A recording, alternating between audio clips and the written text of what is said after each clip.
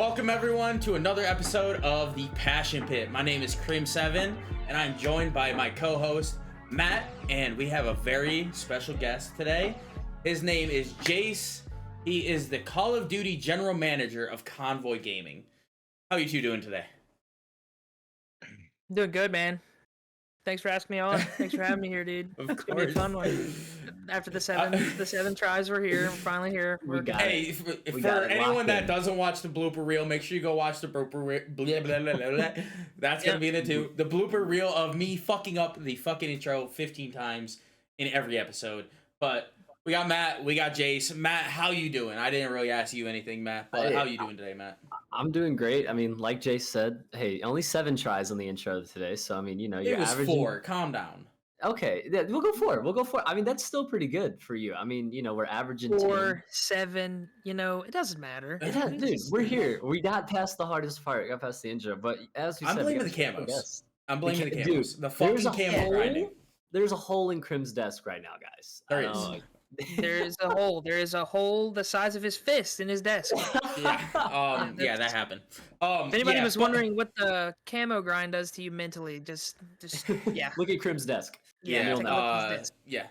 But enough about my desk and the camel grinds. We got Jace here today. Again, the general manager of Call of Duty at Convoy Gaming. Can you just give us a rundown of like what that entails? Like just a little bit about yourself in general, how you got into esports, and how you're where you're at today, what you can tell us at least. Yeah, dude. So basically, I guess I'll go from the beginning. I really didn't start even keeping up with competitive Call of Duty until I think it was Advanced Warfare. So I missed a couple of the golden games. I missed Black Ops 2. I missed all those things. But really, I just started watching in Advanced Warfare. I think AW Champs was the first event I watched, all the way through.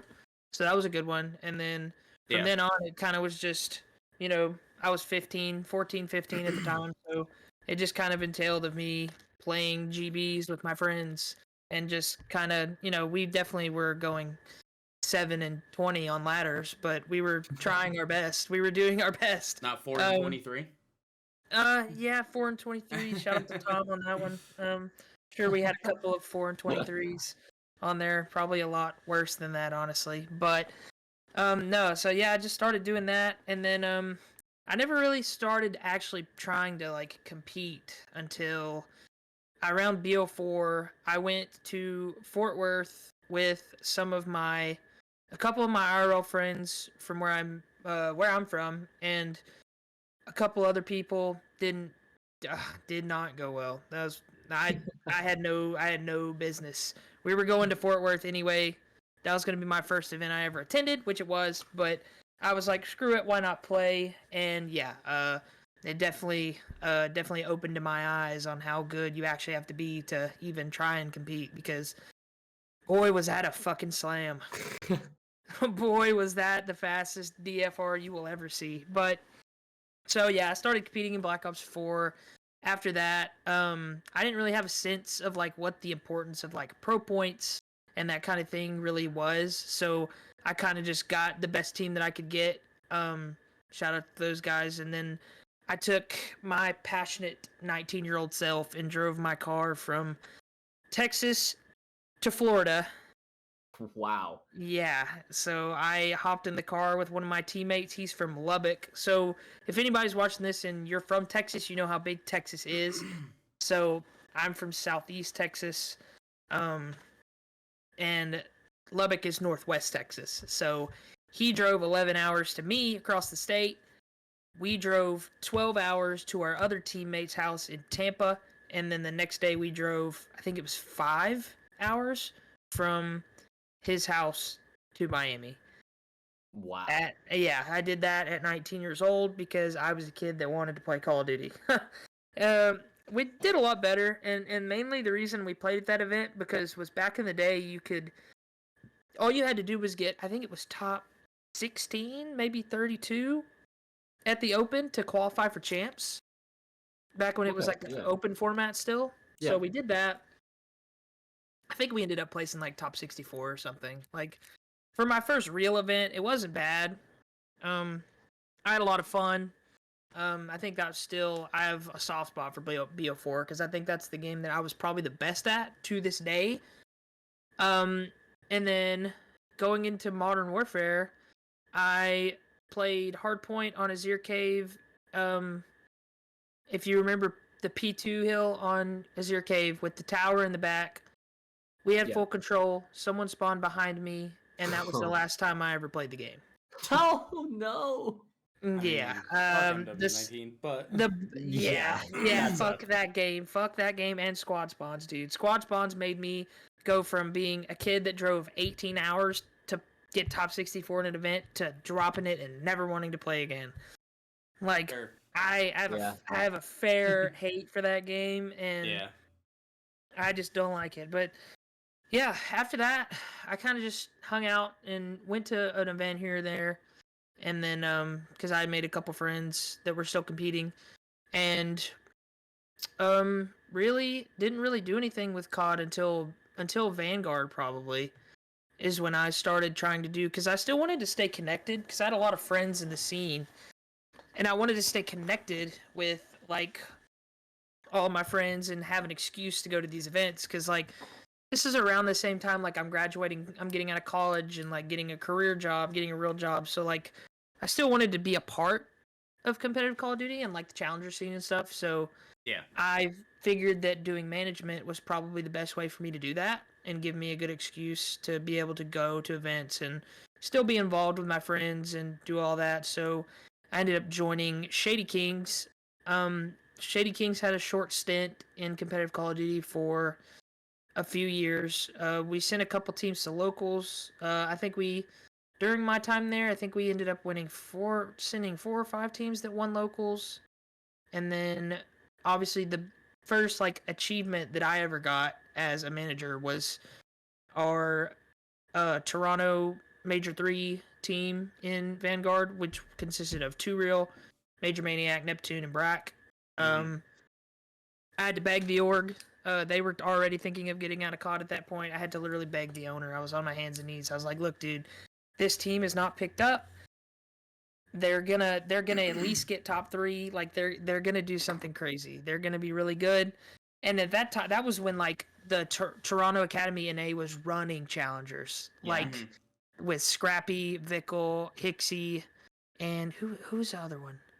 Scrappy, Vickle, Hixie. Who was the Mohawk? I believe. Was it Assault at the time, or was it Mohawk at that time? Because I think Mohawk. Yeah, Mohawk won back to back. I think he won Vanguard, and then I think he was trying to win. Yeah, he was definitely on that NA Challenger team for sure. It was either him or Assault because Assault got picked up at some point. I remember. But yeah, they were running challengers, and everybody was like, "No one's gonna win. You know, no one's gonna win other than them." And I had a lot of faith in those guys, and the org finally sent them, and you know, at the end of the day, they won the tournament. So. That was fun, and I stuck around with them until the end of the season because inevitably doing GM work or any kind of work like in Challenger Esports, it's like teams are going to leave, teams are going to come and go, orgs are coming and going, like it's just going to happen in this space. Even in the Pro League, teams come and go. Yeah. Like. Yeah, that's for sure. Like, it's a crazy scene, man. So, in the end, I had a short stint with Ironblood, kind of like talked to some of the players and had a little bit of involvement with them before I like got on with them after champs after their champs win. Signed with them. We signed Ghosty and Gunless and them. A lot of weird stuff happened with that team. There wasn't really much room for me to do my job, I guess. The players had a lot more contact with the owners and stuff. As a GM in any space, really in any sports space, you're the voice from player to higher management. That's what you're supposed to be. You're supposed to be the middleman. You're supposed to, you know, if they have a grief with something, you're supposed to take it to higher ups, figure out a solution, and then get it done. For where both sides come to an agreement. Wasn't really any room to do my job, and then they found a lot of success in Apex Legends.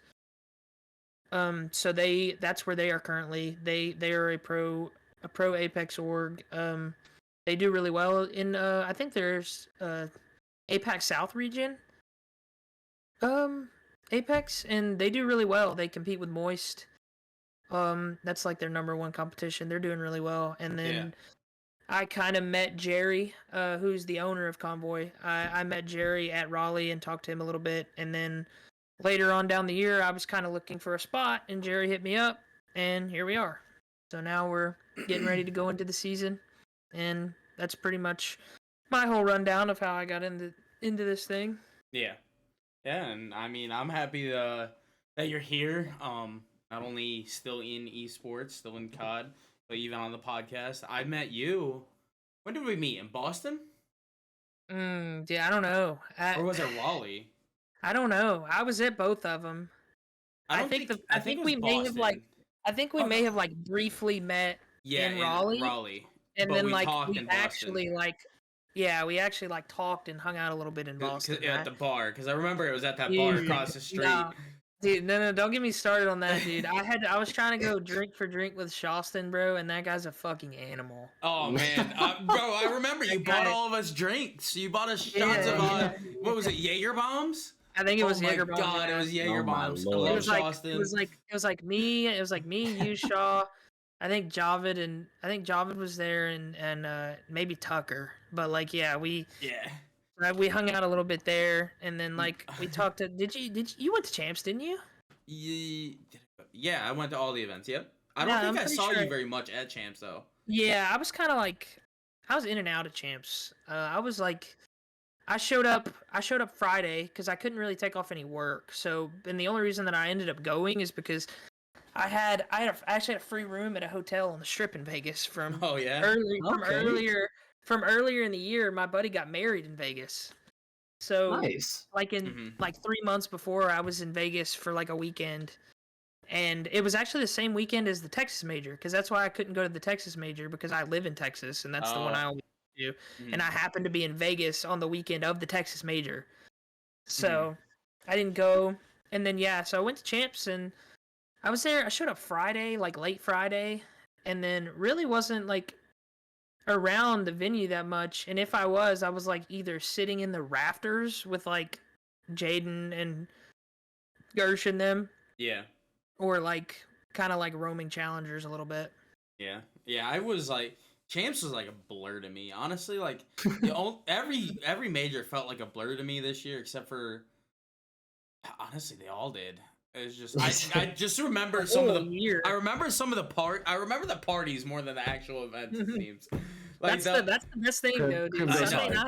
Sunday nights at events are the best. No, I remember we went to that bar across the street, and I remember we're all taking shots. And Shostin, what did Shostin say? Oh my god, I hope we don't get. I hope Optic doesn't come at me for this, but not that they're gonna even watch this. No, Shostin said some dumb shit. He was trolling. He was like, shots on the Optic company cards. And who was it? Roger was right there. He's like, shot. What the fuck? Jesus, bro. No, that was fun. That was fun. The cheeky monkey was fun, dude. That bar was lit. Oh, it's such a great bar. I'm ready for a major one this year. I'm ready to be back there. Oh, dude, it's gonna be so cold again, bro. I'm from Texas. It's not gonna be as cold as last year, though. Last year was just an anomaly. Listen, bro. Anything below 40 degrees for me is freezing, because we don't get that New York. where I live. I'm a New Yorker, so I get it all the time. You're good. I don't get that where I live, bro. I'm from South Texas. Like, I don't get that shit. Brother, I live in Alabama, bro. Trust me. I can't. It. My job, I have to clean shave for my job. No way. That's still a thing in 2023? Yeah, well, so my like real time, my career is like I do chemical water treatment for like an oil refinery. Yeah. Okay, that makes sense. Yeah, so like, and you have to have like a fit tested respirator for like if anything goes wrong, and then you have to wear a respirator. So they make you clean shave, and it sucks. It's terrible. Yeah. No, but if Krim didn't have his beard, I mean, what would you do? I don't know. He'd have to find a new identity. No, I was just to say. Porter can't change his fucking beard. No. I've had my beard for like fucking, it feels like ever now. Like I've had it since 2018. Was when I started really growing my beard. So like, I guess not forever, but like 5 years. That's pretty long. That's pretty 6 good years. Yeah. So like I'm not shaving my beard. If fucking Krim shaves his, like cool, I'll just take over the Krim tag. He said, "I am You'll Grim just now." you'll just Krim's, I am Krim's Grim. had a beard as long as I can remember. Yeah, no, that guy probably wouldn't shave his stuff off. No, because No. there's I a used point. to just We rock look too good with the goatee. beard. Well, I never could grow like a full beard. I Mhm. just did all I did The was like the goatee? goatee. That's all I Yeah. did. Yeah. But like it was so simple, but like I miss it so much. But like as I've gotten used to it, like my face is like I hated it at first. I hated it. Mm-hmm. I like with a Yeah. passion being clean shaven, but I got so used to it now. Like seeing me with a goatee now, I would probably be like, that looks bad. But Yeah. but yeah, but away from the beard, let's get back to Convoy Gaming specific. So you guys are coming into challengers. You guys are coming into challengers this year. What's kind of the outlook for you guys right now? What are the expectations really kind of going into this year? Because obviously, I'm not sure if you want to go into announcing the full team yet, depending on when this comes out. But you guys are assumingly getting a new team moving into challengers this year. Kind of what are the expectations this year? We're gunning for the top spot, obviously. What are your kind of expectations overall as the GM? yeah, well, obviously, like, so the off season in challengers as a GM is probably one of the hardest things that I've done. Like, and I don't say that lightly because it was such a pain. Like, first of all, the off season was so long. Oh my god, it's been terrible. And teams were waiting so long to like get their rosters in. Like, because challengers, you have to wait on a pro rosters. You have to wait on the pro rosters. You can't. You got to see who's going to be in challengers. Yeah, you can't do anything until the pro rosters are set because everybody that I was talking to all off season, like all the guys that I was talking to, were like, "Oh, we're waiting on this team. I'm waiting on this team." Like, and so we had a lot of talks with a lot of people, and like it's kind of hard. Like it's hard to come up with a roster that, and I think the most important thing for a team to win is culture. And if you have 4 guys that are just playing together to make it to the league, then it's not really going to work. I don't think. Like it obviously your ultimate goal is to make it to the league. I think if you have 4 guys that their sole purpose is to make it to the league and they don't care about their teammates, they don't care about anything else, they're never going to win anything. In challengers, they may drop 1.4s and they may be flashy, and that's what really in this day and age, that's what you have to do to get to the pro league. Yeah. Is that's what people look at. I mean, it's just stat line, but I think if for an amateur organization's management, if they want a team that they think is going to stick together and win, you have to look for guys that have experience playing with each other. They want to play with each other, and like they could have had other teams, they could have had better offers, but they want to play with these guys because they know that they can win. So talk to a lot of people, and it's hard to compete with some orgs in certain aspects because some orgs and challengers, believe it or not, still pay a salary to players, which is kind of crazy. With the economics that go into it, it's like the return investment and everything. It's the ROI is just it sucks, and it's hard to even convince an org like to offer full funding to a team. Yeah. It's hard. It really is. So I think by the time this comes out, we should be good, and we should have already announced our team. You can just cut it if not, but we are gonna go with our team for this season is going to be Fellow, Too Real, Major Maniac, and Rupert. Wow, Rupert Skywalker as well. Nice. That's a good team. That is a solid team, man. I'm very happy with them. Obviously, you know, it was so the original team. Their 4th originally was Neptune, as people know, but so Nep kind of just up and quit COD, like, and just told them, hey, I'm just done. I'm not playing. And I think he's completely caught them off guard. Yeah, he's going back to Halo. Yeah. Which good for him. You know, Halo's got good opportunities. I mean, and if he feels like he can compete over there better than he can in COD, then that's great. I mean, if you want to be bluntly honest, I think Halo isn't as popular as COD, but Halo they do their pro system better. They do their system better than the current one that Call of Duty does. So they have open bracket to pool play, and you still can go you can compete in the pro bracket if you make it through the AM bracket. Like it's like the CWL days used to be, and I think that's how the system should be. But I think that anyone has a chance over there, and Nep is a really talented player, and I wish him the best. And they landed on Rupert. I've known of Rupert for a while. I think Rupert is a very good player. I think he's a great fit on that team, and I'm one of the biggest people. I'm one of the biggest 2Real fans in the game, in the scene. I love Brendan. He's a great kid. He's got a great head on his shoulders. I think that when teams drop him, pick him up, and drop him from the league, it's just not a smart decision in my eyes, because if you look statistically at the teams that pick him up, like Florida and then Las Vegas, when they picked him up, they had their best stages of the season with him on their roster. Yeah. And Brendan's not going to be the flashy player. He doesn't have to make the superstar play. He has that superstar ability, but he's going to be the guy that does all your dirty work and enables his other teammates. He's basically he's what Envoy is. Like, he's that type of player. He does really well enabling his teammates, and I think that that's going to go really well. Obviously Tyler Fellow, he's been there and done it for a long time. He's a great player, a great leader. I think he's going to do really well with like leading this team alongside Mike, with the younger guys like Roop and Brendan, 2Real. So, and obviously, it's cool for me because I almost had a team. If Nep was going to stay with them, I would have had 3/4 of the team that won the Vanguard major. I was about to say, because in it's Toronto, a lot of the same guys. Yeah, so I obviously know those guys can win. They've won. I've won with them before, so I have a lot of confidence. I'm really happy with the team we landed on, and I'm really excited for the season to see what we're gonna do.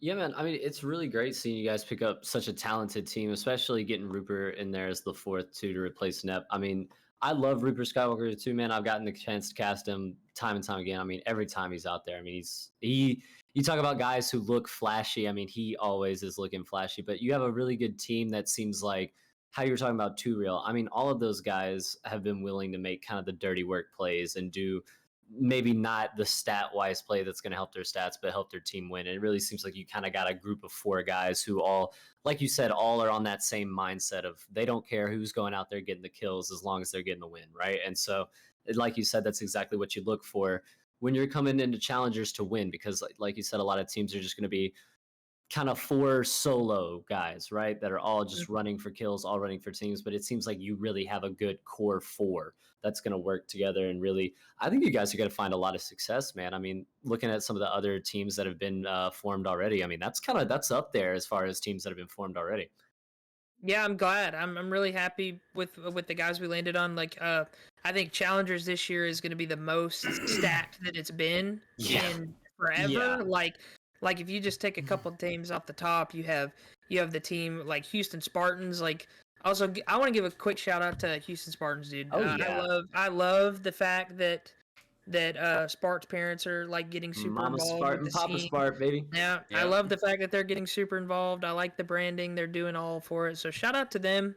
They're doing their thing. I really like that about them. Yeah, with the Houston Spartans also, with another shout out, they're actually now becoming one of the main sponsors of the U18 League too, which is dope because challengers, we got that 18 limit, the 18-year-old limit cutoff, right? So all the younger players who, I mean, we talked about it with a guy the other day, and it's like, you talk about Celium and players like that, like you've known them since they were 16, right? They've just been waiting and biting at the bit to just wait to that challengers. Exactly. So now I think with Spart's parents and Spart himself and them kind of like really trying to throw some at the U18 scene. I mean, that's really cool to see too, just that all levels of COD right now are kind of getting helped by that.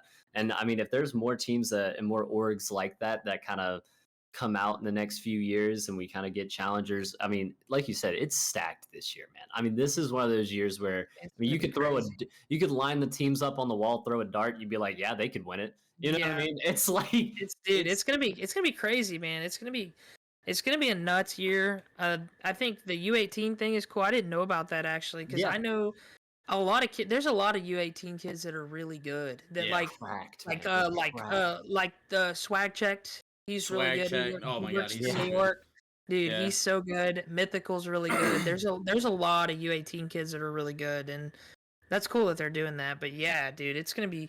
You've got, like I said, Houston Spartans, which is with Spart, Temp, like TJ and Prolute, like those guys have all had their, like, everybody knows those names. And then you have Brack, Asim, Crimp, and Exceed, like all four guys that started in the league last year. Like you have a lot of really good teams. And then on the EU side of things, you have Beans, Hixie, Bance, the London Royal Ravens, and Nasty. Dude. It's the London Royal Ravens. We talked about them in the last podcast. That's going to be a crazy team. Like I think they're going to single-handedly run EU. Like they're going to be insane, dude. It's just so top-heavy. Yeah, EU's a little more kind of wrapped up. It's going to be more who's fighting for that second and third. But I mean, when you talk about NA Challengers scene this year, I mean, we've even been seeing it in scrims where I think it's legit Temp's team, that Houston Spartans team, has been scrimming pro teams and they've been slaughtering them. It's like they legitimately could be in the league. And I think we talk about it when in the open bracket concept of how Halo does it, where they might not be as popular of an esport because of the game, but how they run their esport is so well done. And if we went back to that with COD, there would just be so many more opportunities for everybody. Because I'm going to tell you right now, I think that you guys with Convoy, I think Houston Spartans, that team with the same, I mean, all three of those teams you could see running the table at a CDL event if it was a Pro-Am. You know, they come in there with that chip on their shoulder and they just start running the table on some of these CDL teams. And we've seen it before with just calling up Challengers players right to the CDL and they start frying, man. I mean, if we went back to the open bracket concept, I think not only would COD be more exciting, but I think even more people would watch it because there would just be so many more opportunities for players to be able to actually showcase their talent. Yeah, it makes it so much easier for everybody because, I mean, it makes it easier on management, like trying to pick up players. Because, like, trying to pick up players just based on challenger stats is hard. It's a hard thing to do, and you don't really know how they're going to do in the league. It's fun, and I think I speak for everybody. Like, the Pro-Am was the most fun event to watch last year. Yeah, it was the best. Like the format, like everything, like seeing those amateur teams, like being able to play main stage, like when LAG Academy played FaZe and went game 5 with FaZe on main stage, like exactly, bro. That was crazy. Like it was. I think that's what people want to see too. Like it's so much more exciting when you have a team like that. That it's like, and especially in the challenger scene where it is really kind of a close knit community where a lot of people are friends with a lot of the other players, and even me being a caster, like I've got a lot of players that I talk with all the time, and I'm rooting for them whenever they come on. And it's like, if, getting to watch them go up against Optic or FaZe or something like that. And like you said, take them to a map 5. And then in a lot of instances, I remember in the Vanguard major, there were CDL teams losing. Like that first day, I think like half of the CDL teams lost that were playing AM teams. Yeah, dude, it was crazy. It's the best event of the year. And then this year they were like, no Pro-Am. Yeah, what like Toronto Academy and A was doing, like I think they beat Boston. Yeah, I think wasn't that the first time where Scrap was like, "Yeah, TJ's my son." yeah, dude. Like that guy's pure comedy. He's one of the best things that's happened to the league in a while. I think just having a personality like that. But I think with the Pro-Am and when you get challengers players like that, like I mean, one guy that pops up for me a lot is the Houston Spartans actually sent a team to a local the other weekend that I got to cast, the Cheetah one.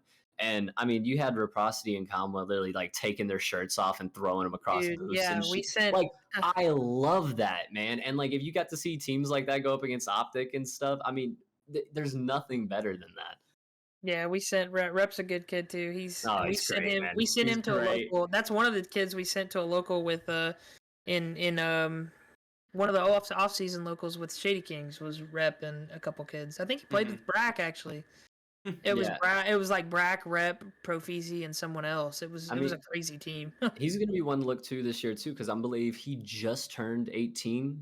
So he's gonna be able to compete in challengers this year, I believe, because he was talking about getting their passes for Boston when the whole thing was going down. Yeah, Speaking of that, when they just I decided to drop them. I was about to say, I mean, it's a little bit of old news, but for you guys, how did that personally affect you? Because even though it did happen a little while ago, it still kind of goes back to the fact of the actual league taking care of challengers and actually repping challengers as a real part of the league. How did that guys affect you? Were you guys able to get a team pass, or are you guys kind of still? I don't know if that's something you can talk about though. Oh, dude, it took all of 5 seconds of me whipping that fucking credit card out as fast as I could. dude, I would and shout out to Tyler for telling me, because Tyler hits me up and he's like, "Yo, I don't know." I was at work. Tyler hit me up and he's like, "Yo, That's I don't know if you crazy, know, man. but the passes went up," and I was like, "Oh fuck!" So I had to pull my truck over. I literally had to pull the website up. I tried to call Jerry. Jerry was having a kid that week. Oh my god! Jerry was Damn. Jerry was about to have a baby, so I'm like, "Fuck, I'm gonna have to fucking buy this pass, aren't I?" So I fucking pulled my credit card out and swiped that bitch and had to snag it. But yeah, so we got one luckily. But But that's so man, crazy that like that's what it took for. I mean, you're having to stop in the middle of actual work. I mean, your other owner obviously having a baby, like it just kind of shows you where if there had been even just a 24-hour announcement, like, hey guys, team passes go live at 4 tomorrow. You know what I mean? Just Yeah. like a 24-hour announcement with a tweet, like anybody could have made the tweet. You know what I mean? man, like it's crazy how they do that, and they just continue to do it. And We can just bring, like, in terms of that, I know I haven't really interjected much in this conversation because I'm still fried from this camo grind. He's looking at that hole in his desk, just like he's sitting over there. No, I'm We're just- gonna. I've been literally He's on the- staring off. Don't mind me. This episode's gonna be the Matt and Jace episode featuring Frame 7 and the, Yeah, in bro, the we're just- corner. we're just gonna be carrying Crim. We're gonna see the end product of this video, and he's gonna be slumped over in his camera, like Not gonna lie, I'm sitting here. I was gonna just lay my he's chair just back gonna be and like fall asleep. fucking We're just gonna hear snoring. all over in his chair. No. So Like, is that snoring? is that snoring? Oh shit! But I'm the comical relief of the video. We'll just say it how it is. But no, in terms of that, like we can get into just what we've already talked a little about it of what we want to see, but just challengers like process to begin with. I know we as challengers don't have a cup that I know of that is scheduled, do they? There's no scheduled cups, right? No, not official cups. Not official. Just Because the game battles isn't shout out to Ant again, once Yep, again. your And the rotation for putting the cup together, the EU and the NA Cup. The next weekend, right? This Yep. coming weekend? Oh, this Shout out coming to weekend. him. I think it's this weekend. I think. Yeah. December 2nd. This video won't be out December 2nd. before then, but again, Ant is putting on that NA and EU Challengers event. We can't call it a cup because it's not technically a cup, but it is a Challengers Quotations around event. And that's it's just crazy to think that we don't have any confirmation on any cups when they are like. It's weird. just one of those. It's just one of those things that shows you once again that they don't really. And I get it. Game battles is shutting down, so they're probably having to scramble. Like Mhm. they're probably having to scramble to figure something out. And like I get that. So I've heard from multiple people. I don't know if I'm allowed to say this. We might have to bleep this. I've heard from multiple people that are affiliated with CDL orgs that there's I mean, we'll just bleep it out, that Faceit is taking over everything. I've heard that too. Yeah. So I'm not sure what the holdup is, though. I mean, Ant said that there was a problem, converging pro points over, but it doesn't seem that hard. Like we just talked about it. It's numbers. Here's my just suggestion. numbers. Just move 'em. Activision, CDL, Activision. Go buy out Major League Gaming. Buy No, out Major League Stop Gaming it. do the opposite. Stop, dude. You're making. buy 'em out. Stop. You're making. You ever heard of somebody making too much sense? I You know what I mean? It makes too Like, much you're sense, making man. too much go sense. buy out MLG. And hey, how about this? While we're at it, get some open brackets going again. I mean, that's And how yeah, about that's- while we're at it? Okay, I don't want to. No, we'll Nah, do cut it. it off there because Do it. No, Do it, we Chris, can't do it. because we're with Don't Team commit War too much. and with Team War like Oh yeah. can't Don't go commit. too. don't cook them too much, dude. Don't cook them. Yeah, no. But they're great people. It's just like we just need to give more love to challengers. Just a little bit, man. Give us some flowers. You know what I mean? Just a few love. And I will give some props to Daniel Say. I've had a conversation or two with him at a couple of events, and I think genuinely he is trying to do better.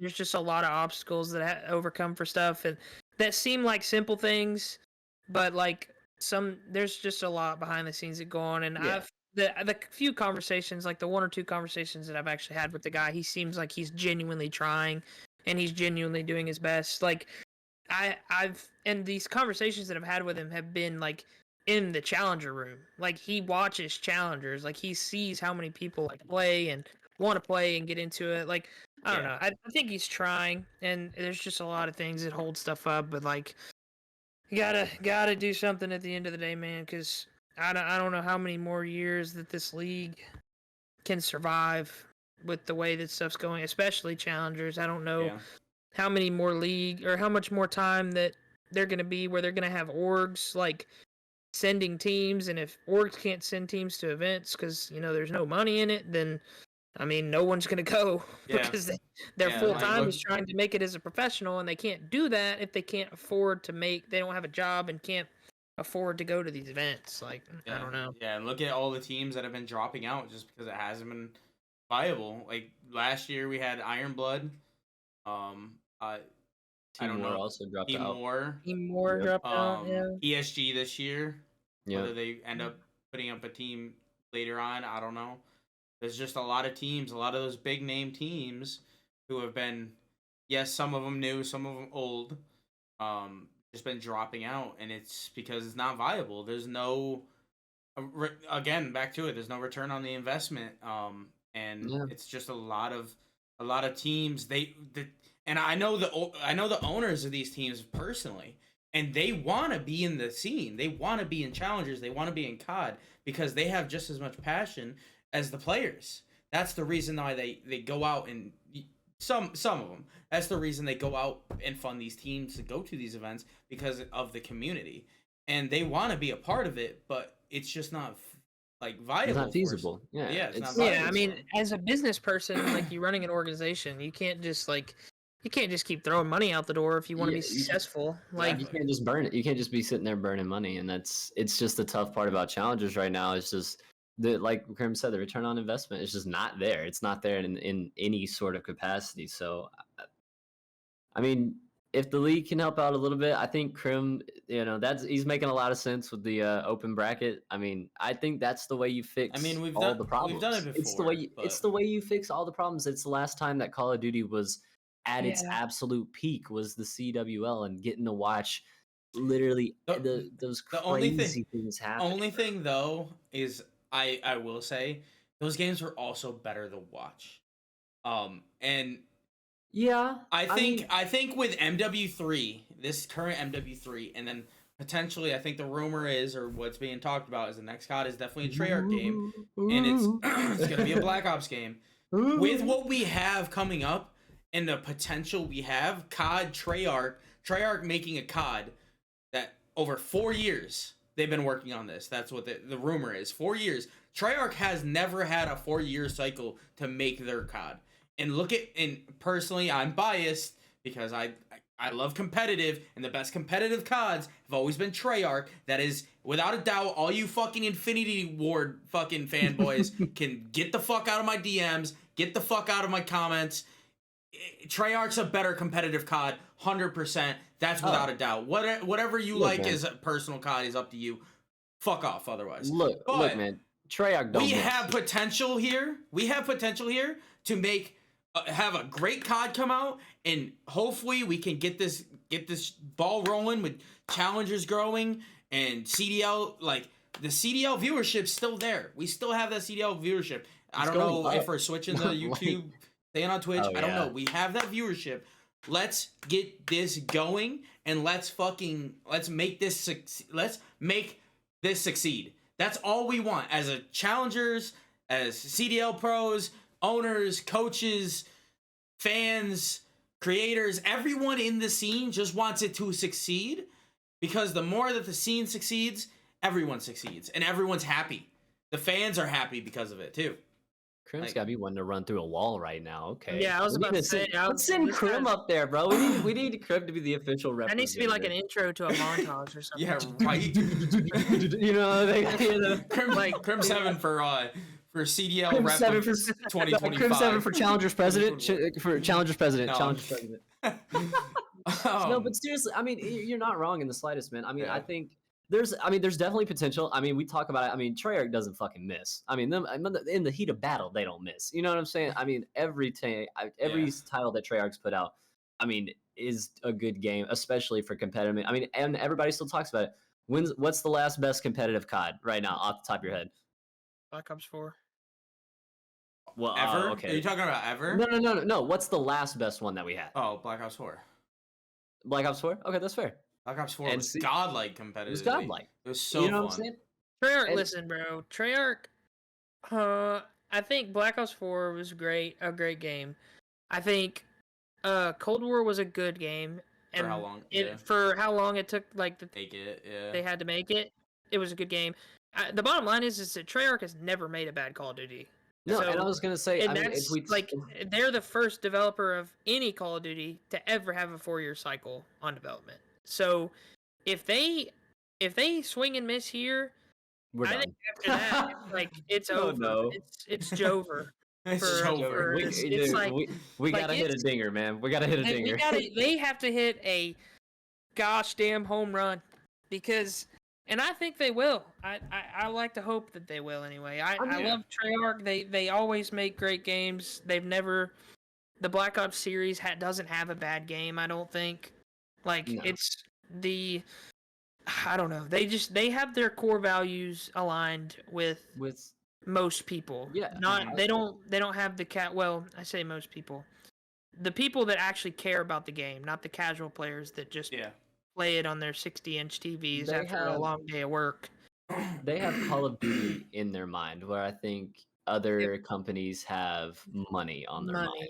Yeah. And I think there's a big difference in the CODs when they come out. I mean, and that's what you can see. Even going back to Cold War, I mean, Cold War, if we talk about actual competitive games, is probably the best that we've had in the CDL era, easily. I mean, hopefully this COD's good, but Modern Warfare 2019 was garbage. It was garbage. Let's just call it like it is. It was garbage. MW2 was a remake of that, so yeah. MW2 was a remake of that without movement, so it was even more garbage. You know what I mean? And then Vanguard. I mean, I'm gonna be honest. After Modern Warfare 2, I went back and played Vanguard, and I was like, I took this game for granted. I was like, it wasn't awful. And it wasn't as bad. That's the cycle, though, isn't it? It's no. Because I don't think so.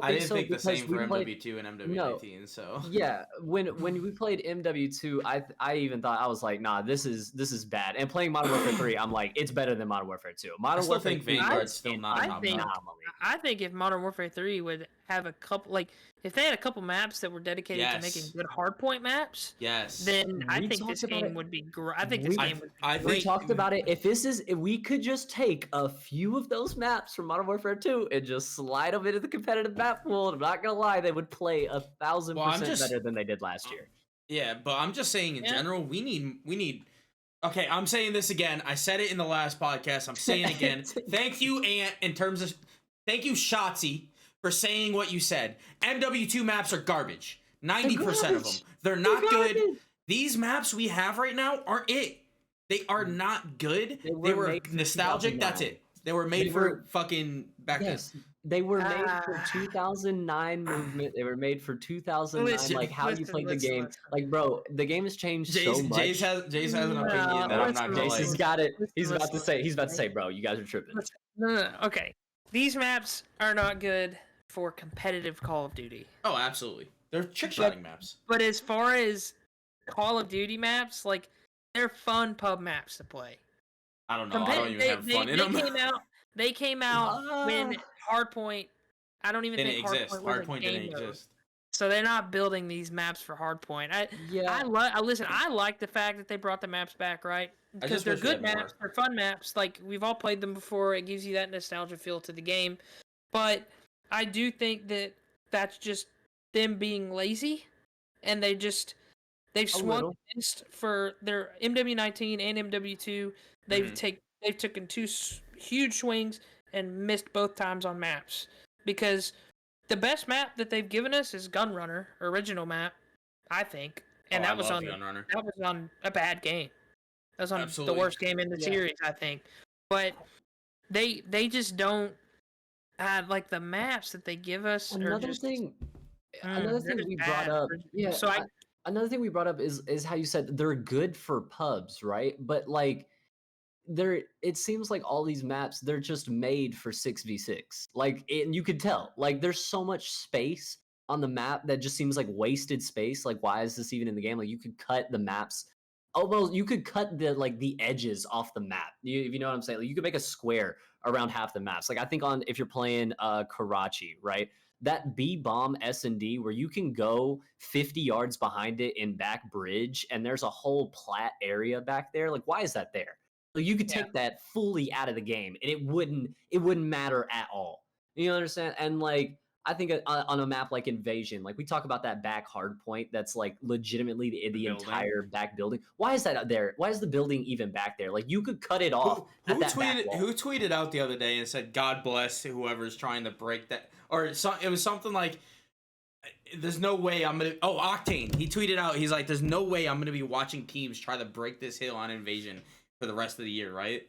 No, like, because you think it's so hard to break in pubs, but dude, imagine you're breaking that, or even in like our lobbies and ranked, but like in the pro level, breaking that hill is just, you might as well just sit on new. Like, if you don't get there in time, you lose that fight, you might as well just chalk the 40 seconds. Let's just sit on new. Because you can't spawn anywhere other than right in front of them. You're just funneling down lanes. And it just feels like a lot of these maps they're not made for 4v4 at all. And if they would just make easy 3-lane maps that were built for 4v4, it wouldn't be hard. I don't know. It's tough. It's definitely tough. It is tough. And I see what they did. Like, so they obviously they gave up on originally trying to make maps. Yeah, like, that's done. The original maps that they tried to make they're terrible. They were bad. So what's the easiest thing to do?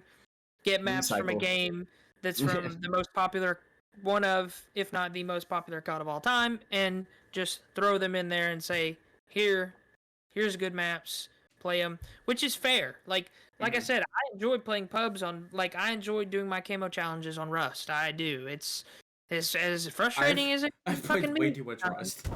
Yeah, as frustrating as it can fucking be. It's like, the only problem I enjoy with that playing is those maps. the only problem with the camo grind right now isn't really the maps; it's the skill-based matchmaking.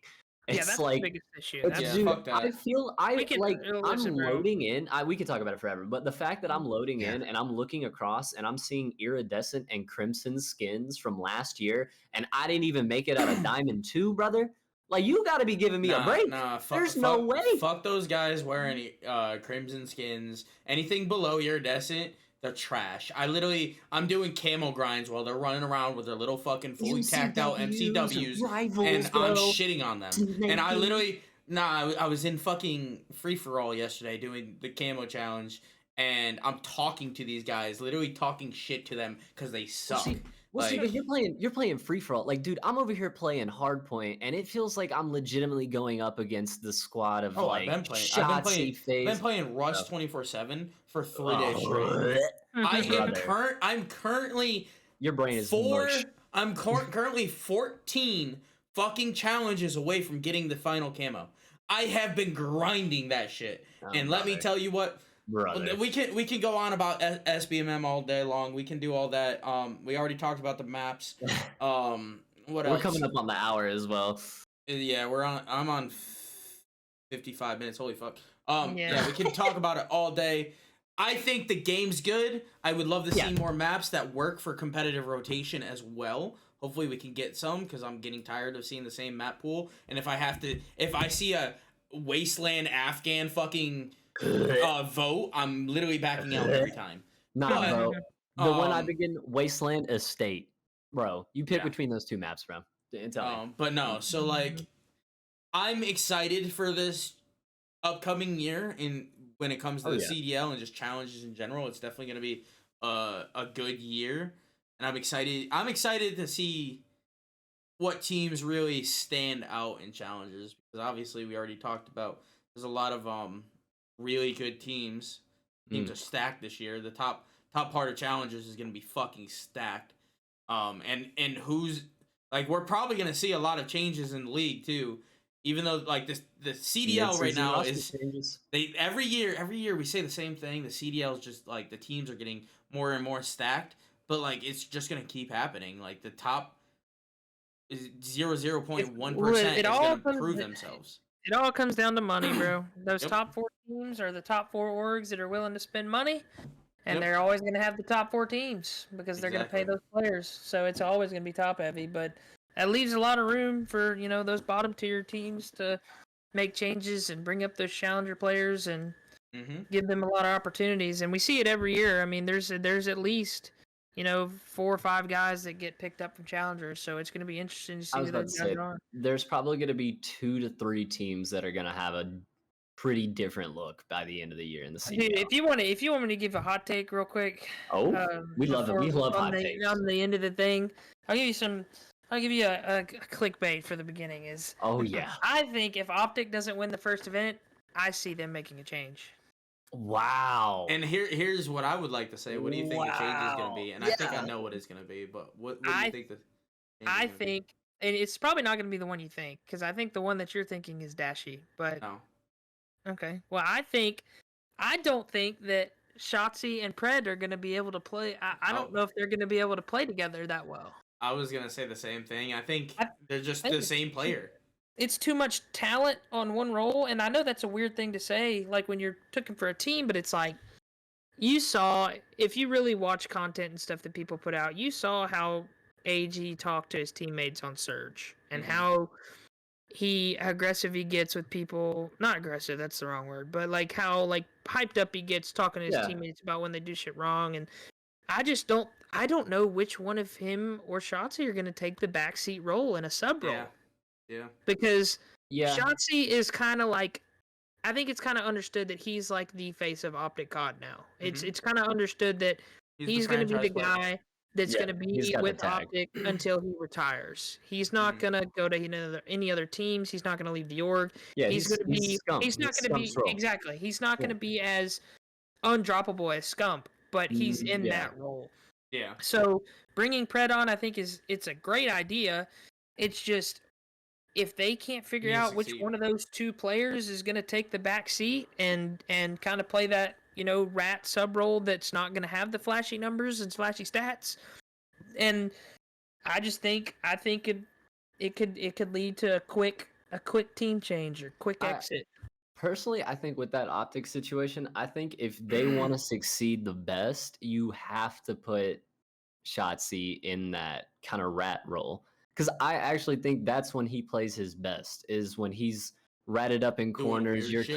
Doing weird shit. And if you got AG on the map, just running and gunning, he is chasing red dots. He's just in your face the whole map. He's causing havoc. All of a sudden, you're like, oh, fuck, where's Shotzi? Shotzi's right behind you, bud. And he's going to get a 3-piece. And if they can play like that, where Ant is willing to take that kind of back seat, follow AG, play off of AG, and just let Pred just go kind of nutty, I think they'll find a lot of success. But I think it's like you said, if they can figure that out, you know what I mean? But Shotzi did have a hot take though of his own. He said, because a lot of people were asking why they didn't pick up Dante, they didn't pick up Sib, and he basically just said like, he's like, I'm not saying he doesn't know how to play the fucking game, but he's just really good at getting kills, and that's not what we need right now. And so if he can take that mindset into his own gameplay, where it's like, you don't always have to just like run and get 4 kills, like make the route play, get the till time, do some of the dirty work that you need done, kind of like how you were talking about your team, where you got 4 guys that are all willing to do that dirty work. If Optic can just start realizing that like that's what it takes to win games, and I think that Kenny can be a really big part of that as far as comms go and as far as kind of that mindset going into games. And I don't know, man, I think when you talk about how AG yells, we're getting into CDL talk here, but the way AG yells at his teammates, I think that's kind of what Optics needed the past few years, man. I feel like they really haven't had a guy who's going to actually sit there and call somebody out. You know what I mean? I feel like it's been a lot of people getting their feelings hurt. People don't want to have those hard conversations. And you know, if you're gonna be a hard team and you're gonna be a core four, you got to be able to have those hard talks with each other. Yeah, well, a certain someone that they picked up and dropped this year has done that, and that's why he got dropped from there because he voiced his opinion. I'm sure. But yeah, we'll have to see. I don't think that they made a great. I think when you go get a guy like Pred for and you have to drop someone like, and Kenny. Listen. I'm a big Dan guy. I love Dan to death. I think that I don't know if they made the right move dropping him and taking him off, but I don't know. I guess we'll just have to wait and see. You know. I think adding Kenny was a great thing for them. I think Kenny's going to bring in like a big part to that leadership role, and I agree with you. I think if Shotzi takes the back seat, and I think if they kind of just let AG run and do his thing, then I think Shotzi would be the perfect player to play that ratty role and weird role. Like weird role. You're so worried about Pred, and then all of a sudden Shotzi's on like a jump spot on a planter that has a light on it, and he's sitting 20 feet in the air. You're like, what are you doing? You're going to be looking for him the whole time. Yeah, and he's just like, "What's up, guys?" Yeah, dude, it's going to be interesting, but that was my hot take for the end of the show. That was my hot take. Well, we love that. We love hot takes. I think Challengers is going to be stacked this year. I think the CDL is going to be stacked this year. It's going to be one of the most stacked years, top to bottom, I think, competitively we've had in a long time. And I think it's just, we kind of bring it up every podcast, but, you know, if there's just a little bit of help from the league, a little bit of crumbs thrown our way, like, there's a lot that can be done with a little, you know? Throw us a crumb, I beg. There's a lot. Throw us a bag of bread. I'll make a sandwich. Like, you know what I'm saying, man? Like, we're gonna peanut butter jelly sandwich. Yeah, I think Krim's hungry over here. I am. Yeah, I actually do. Look, guys, we're gonna wrap it up here. But Jace, you've been an amazing guest, brother. We love the whole Challenger scene. That team you've got, man. I'm excited to see. You guys are gonna be cracked this year, man. I'm excited, dude. I'm excited to rumble. I'm gonna see if Tyler and Brendan can get a back-to-back Boston wins. Yes, sir. See that. And we definitely need to get some drinks in Boston. Yeah, for sure. Shots for sure. We're definitely going cheeky monkey cheeky round. Monkey. Like oh no! Shout out to Cheeky Monkey. Like round 4. All I remember from Cheeky Monkey is the shots with you and Shaw and like everyone else, and then Doug talking to me about something with fucking Krim. Like he said, shout out Doug. Dude, shout out Doug. Come on the pod, Doug. Come on the pod. Shout out to Gersh, dude, for making the bouncer gritty, dude. That was the funniest shit ever. Made the bouncer gritty. Shout out to Gersh for that one. Gersh is awesome. But yeah, so we'll finish it up here. Again, thank you for coming on. I do apologize to everyone watching, everyone in here, for me being so out of it. Fuck the camos. I'm almost done. Then we're fucking chilling. I'm ready for ranked play. Absolutely. But again, thank you for coming on. Again, Jace, general manager of Call of Duty over at Convoy Gaming. I love Convoy Gaming. Love Jerry and love Butch. They're great guys. Over there, and I can't wait to see everything that you guys do over there in challenges this year. Again, thank you very much for jumping on. Thank you, Matt, for being my co-host and taking most of the lead on this episode. I hope everyone has a great day. I don't know when this podcast will be out, this episode, probably a couple weeks, but again, make sure you go follow Matt over at the Mattman Cast, right? That's still your tag? Yes, sir. Yes, sir. Jace, you wanna give your little plug real quick, because I don't know it off the top of my head. Yeah, I mean, if you guys want to follow my Twitter, I mean, it's at Trick Plays, at TRIKK Plays, and then go follow Convoy.